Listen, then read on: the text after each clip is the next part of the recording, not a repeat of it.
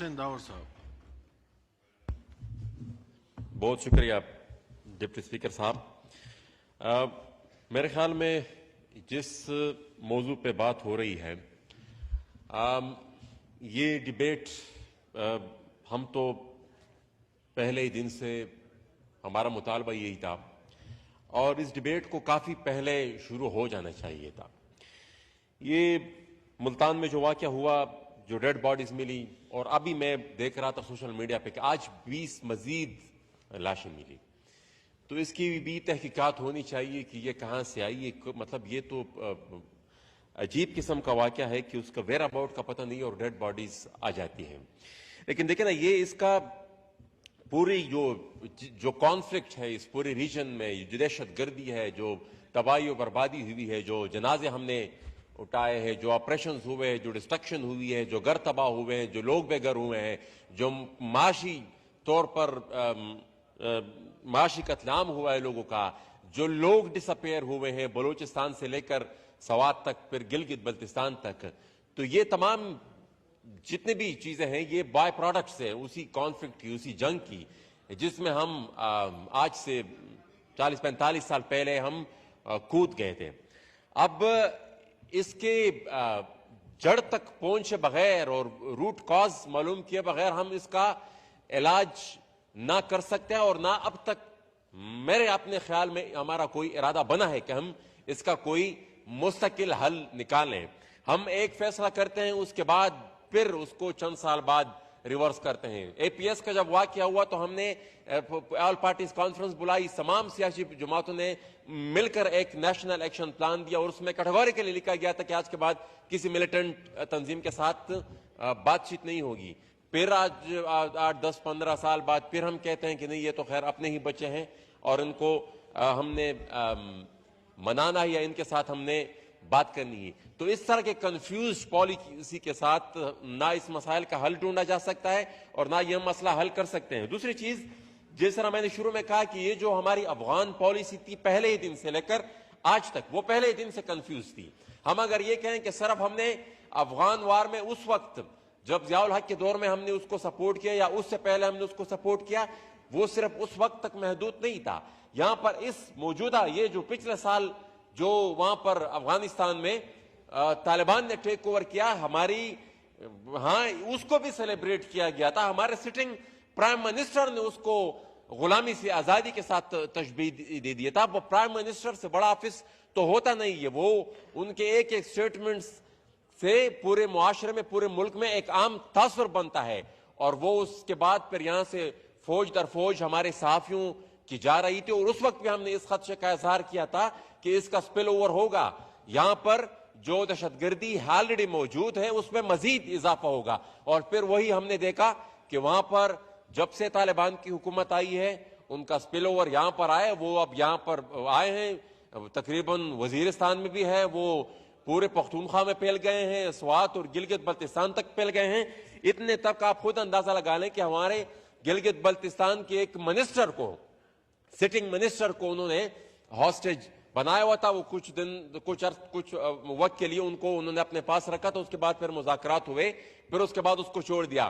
سوات میں کیا ہوا، انہوں نے ایک میجر تھے یا کرنل تھے جو بھی تھا، اور ساتھ ہی ساتھ ایک ڈی ایس پی کو انہوں نے اٹھایا اور ان کو پھر مذاکرات کے ذریعے پھر انہوں نے چھوڑ دیا. اب یہ جو ہائی پروفائل واقعات ہوتے ہیں، اس طرح کے واقعات جو ہوتے ہیں، وہ ایک عام تاثر، ایک عام خوف کی فضا بنا دیتے ہیں معاشرے میں، اور عام انسان جو اس معاشرے کا رہنے والا ہوتا ہے وہ پھر یہی تاثر لے لیتا ہے کہ اچھا یہ جو اتنے طاقتور لوگ ہیں وہ اگر آپ کو پروٹیکٹ نہیں کر سکتے تو ہم کیسے اپنے آپ کو تحفظ دیں گے. لیکن دیکھیں نا، لوگ نکل رہے ہیں، لوگ اس چیز کو اپوز بھی کر رہے ہیں، اس چیز کی مزاحمت بھی کر رہے ہیں، احتجاج بھی کر رہے ہیں. اور یہ میرے خیال میں انہی احتجاجوں کی بدولت یہ چیز ہے کہ ابھی تک وہ زیادہ انکروچ نہیں کر پائے اور وہ بیک فٹ پہ چلے گئے ہیں. ساتھ ہی ساتھ اب ہمارا ایک قومی المیہ ہے، ان معاملات کو جو اٹھاتا ہے، ان کی طرف جو نشاندہی کرتا ہے، ان پالیسیز کے خامیوں کی طرف جو اشارے نشاندہی کرتا ہے، پھر اس کے ساتھ وہی ہوتا ہے جو علی وزیر کے ساتھ ہوا. اس نے کچھ زیادہ نہیں کہا تھا. یہ دہشت گردی کی جو جنگ ہے اسی پر وہ معترض ہے، اس پالیسی پر وہ اعتراض کر رہا ہے، اور اس کے نتیجے میں پھر یہی ہوا جو اب تک ان کی ایک ضمانت ہوتی ہے، پھر دوسری ضمانت ہوتی ہے، اور پوری عدالت نظام کو، پوری قانون کو ان کے خلاف استعمال کیا جاتا ہے اور ان کی ضمانت نہیں ہو پا رہی. دیکھیں اگر پالیسی میں ہی میں وائنڈ اپ کرتا ہوں، لیکن اگر پالیسی میں ہی کوئی مسئلہ ہے اور ان پہ اعتراض کرنے والا آج ہر کوئی کہتا ہے کہ ولی خان نے 40 سال پہلے جو بات کی تھی وہ بالکل ٹھیک تھی، وہ بالکل، لیکن اس وقت اسی بات کے اوپر ان کو غدار ٹھہرایا جاتا تھا. اب آج جو لوگ بات کر رہے ہیں، جن چیزوں کی نشاندہی کر رہے ہیں، جن خامیوں کی نشاندہی کر رہے ہیں، آج ان کو غدار ٹھہرایا جاتا ہے. آج سے 15-20 سال بعد شاید ان کو بھی کہہ دیا جائے، ان کے بارے میں بھی کہا جائے کہ بھائی ان کی بات ٹھیک تھی، ہماری بات ٹھیک تھی، مینگل صاحب کی بات ٹھیک تھی، اور جتنے ہمارے لوگ ہیں جو یہ بات کرتے ہیں ان کی بات ٹھیک تھی. حل کی طرف میں مجھے پتہ ہے جناب اسپیکر آپ کہہ رہے ہیں کہ حل، جناب اسپیکر یہی ہے کہ حل 2 دفعہ ہم نے بتایا کہ ٹروتھ اینڈ ریکنسیلیشن. آج مجھے خوشی ہوئی کہ تمام سیاسی جماعتیں اس پہ متفق ہو رہی ہیں. دیکھیں مجھے تاریخ یاد نہیں ہے، لیکن جب چارٹر آف ڈیموکریسی جس دن سائن ہوئی، شہری رحمان صاحبہ بتائیں گی، مجھے ایگزیکٹلی اس کی تاریخ یاد نہیں ہے. چارٹر آف ڈیموکریسی میں ایک کلاس یہ بھی تھا کہ ایک ٹروتھ اینڈ ریکنسیلیشن کمیشن بنے گا. جی اس میں موجود ہے.